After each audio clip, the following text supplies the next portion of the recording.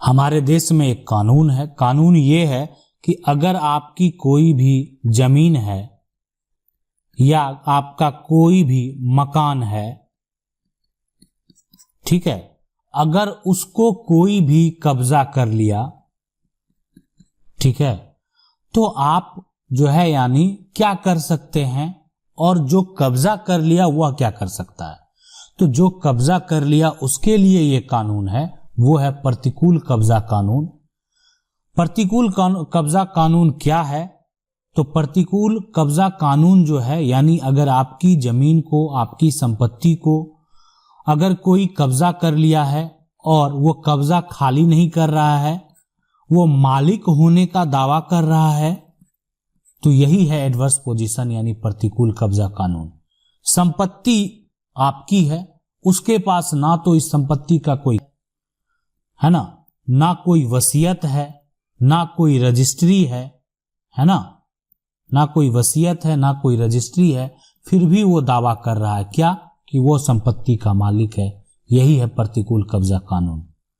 और भारतीय कानून में इसके लिए नियम जो है वो नियम ये है कि अगर कोई भी जो है जमीन है और मकान है, ठीक है, अगर उसको कोई 12 साल तक जो है 12 साल तक कब्जा कर ले और जो संपत्ति का मालिक है जमीन को भी कब्जा कर ले, लेकिन जो इसका मालिक है वो किसी प्रकार का कोर्ट में भी नहीं गया, ना कोई एफआईआर दर्ज कराया, है ना, कोर्ट में नहीं गया, एफआईआर दर्ज नहीं कराया, किसी प्रकार का कोई कंप्लेन नहीं किया, यानी वो कुछ नहीं किया 12 साल तक, जो कब्जाधारी है वो उस पे बरकरार रहा, वो अपना दावा पेश करते रहा कि वो संपत्ति जो है वो संपत्ति उसकी है, वो दावा कर रहा है और उस पे उसका अधिकार है, वो लंबे समय से उस संपत्ति पे है, मालिकाना हक का दावा कर रहा है।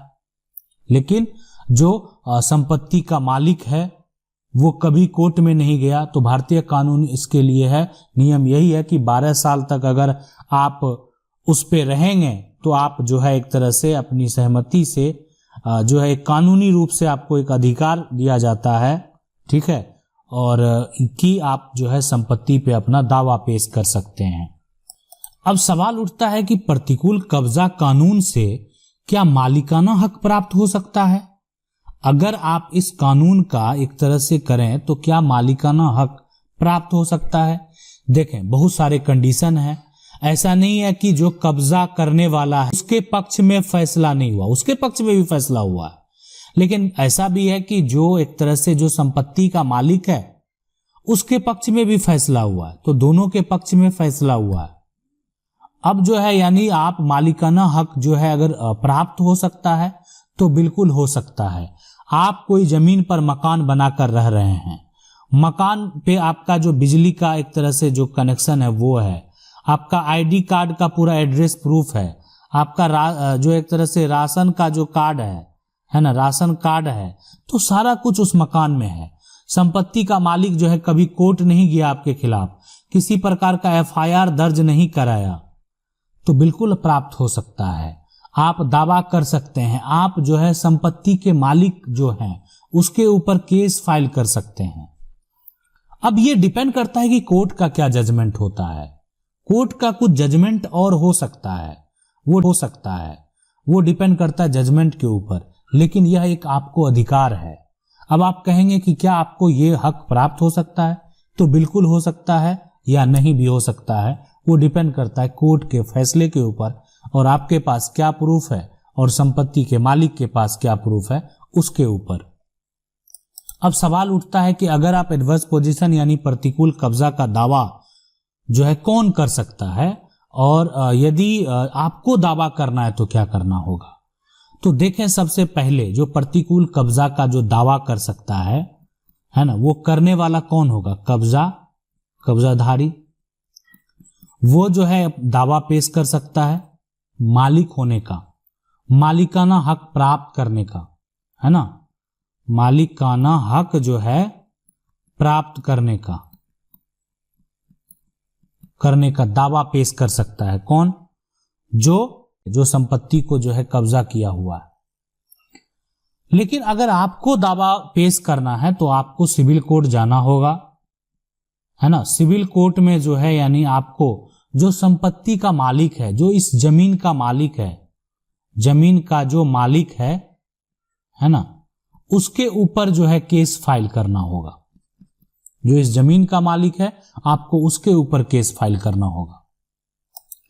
अब सवाल उठता है कि क्या किराएदार मकान मालिक या जमीन मालिक पर प्रतिकूल कब्जा का दावा कर सकता है? देखें, अगर यहां पर देखें, जब भी कोई भी आप, बहुत लोग क्या करते हैं, जमीन को भी किराया पर देते हैं, यानी वो जो है ईयरली देते हैं कि साल का आप जो है हमको इतना पैसा देंगे, आप इस जमीन का उपयोग करें, इस पे फसल लगाएं या जो भी कार्य करना है आप करें। किसी प्रकार का कंस्ट्रक्शन करने से मना करते हैं। बहुत लोग जो है मकान किराया पर देते हैं रहने के लिए, आप इसमें रह सकते हैं, उसका जो भी किराया होगा वो आपको देना होगा। तो ये इसका पूरा प्रक्रिया होता है। अब जो ये जमीन है, अब ये जो दोनों जो आप मकान देख रहे हैं, अब जमीन जो है एक तरह से कोई भी, आपके पास क्या प्रूफ है कि आप जो जमीन जो है यहां पर आप उसको रेंट पे दिए हैं, लीज पे दिए हुए हैं। इसीलिए लीज का कागजात बनाया जाता है, और जब ये कागजात बन गया तो कोई भी लीज पे लेने वाला कभी भी कब्जा का दावा नहीं कर पाएगा, मतलब उसका अधिकार कभी नहीं बनेगा। अगर लीज का आपने डॉक्यूमेंट बना लिया तो यानी वो आपकी संपत्ति को कब्जा कभी नहीं कर पाएगा, अधिकार की बात कभी नहीं कर पाएगा। मकान में भी आप देखें कि सरकार के द्वारा नियम बनाया गया है, किस लिए, तो रेंट का एक एग्रीमेंट बनाया जाता है, जो कि आगे चल के उसको रेन्यू होता है। क्यों किया जाता है?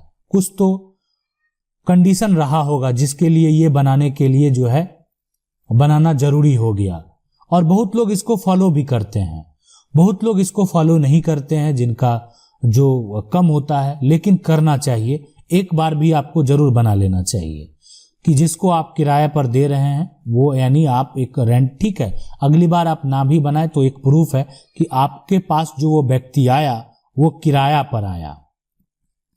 आप लेकिन जो अगर सही तरीका यही है, जो नियम यही कहता है कि अगर आप मकान को किराए पर देते हैं तो अगर आपके पास रेंट का एग्रीमेंट है तो उसके बाद जो अधिकारी है, अगर आप कंप्लेन करेंगे उस व्यक्ति के खिलाफ एफआईआर करेंगे तो अधिकारी है, अगर कोई किसी भी तरह का कोई भी समस्या अगर उत्पन्न होता है तो प्रशासन के द्वारा जो है यानी आपकी संपत्ति को खाली करवा दिया जाएगा, यानी आपको कोर्ट जाने का कोई भी जरूरत नहीं है। तो कोई भी किराएदार अगर चाहता है कि हम संपत्ति का मालिक बन जाए, एडवर्स पोजीशन का दावा करें, तो वो संभव नहीं है। वो तभी संभव है जब आप मकान दे दिए। अब अभी बहुत सारा ऐसा जजमेंट है जो केयर टेकर वाला जजमेंट है, बहुत बार हम जजमेंट का जिक्र भी किए हैं, आप हमारे जजमेंट वाले प्लेलिस्ट में जाके देख सकते हैं, और आगे आने वाले समय में बहुत सारा आपको जजमेंट देखने को भी मिलेगा जो कि फैसले हुए हैं और वो दावा किया, लेकिन फैसला क्या हुआ, अंत में सुप्रीम कोर्ट के द्वारा साफ साफ कह दिया गया कि किराएदार है कभी संपत्ति का मालिक बनने के लिए ना सोचे।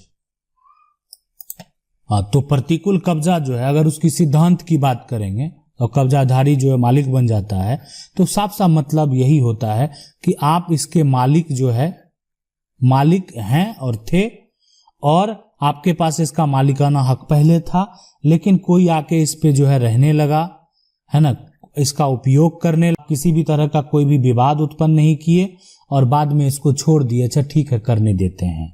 और एक समय आया जो कि यानी आपका जो है एक तरह से उस पे किसी प्रकार का कोई अधिकार नहीं रहा।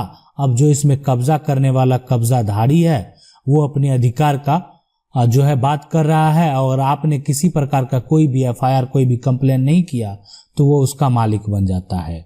अब इस केस में अगर संपत्ति जो जिसके पास ये कब्जा करने वाला है उसके पास किसी प्रकार का कोई जमीन नहीं है घर बनाने के लिए, मकान बनाने के लिए, तब तो सरकार के द्वारा उसी को मदद किया जाता है ताकि वो उस जो है बेघर ना हो। सरकार के द्वारा भी बहुत सारे स्कीम और जो है एक तरह से योजना चलाए जाते हैं कि जिनके पास जमीन नहीं है, वो जिस जगह पे वर्तमान में रह रहे हैं उसका वो कागजात जो है सरकार के द्वारा यानी जिलाधिकारी के द्वारा, यानी जिलाधिकारी को ये आदेश दिया जाता है, और जो अंचलाधिकारी होते हैं उनके द्वारा जो है यानी जो राजस्व के जो भी एक तरह से प्रखंड स्तर पे अधिकारी होते हैं उनको ये जो है आदेश दे दिया जाता है कि उसको वो कागजात को एक तरह से जारी कर दिया जाए। ठीक है, और वो कागजात यानी एक जो है उसको रहने के लिए, बसने के लिए एक कागजात दे दिया जाता है। तो कब्जाधारी इसी तरीके से संपत्ति का मालिक बन जाता है। आशा करते हैं आप इस एडवर्स पोजीशन को अच्छे से समझ गए होंगे। अगर वीडियो अच्छा लगा होगा तो वीडियो को लाइक जरूर कर दें। चैनल को पहली बार देख रहे हैं, सब्सक्राइब करके जो बेल आइकन है उसको जरूर दबा लें। मिलते हैं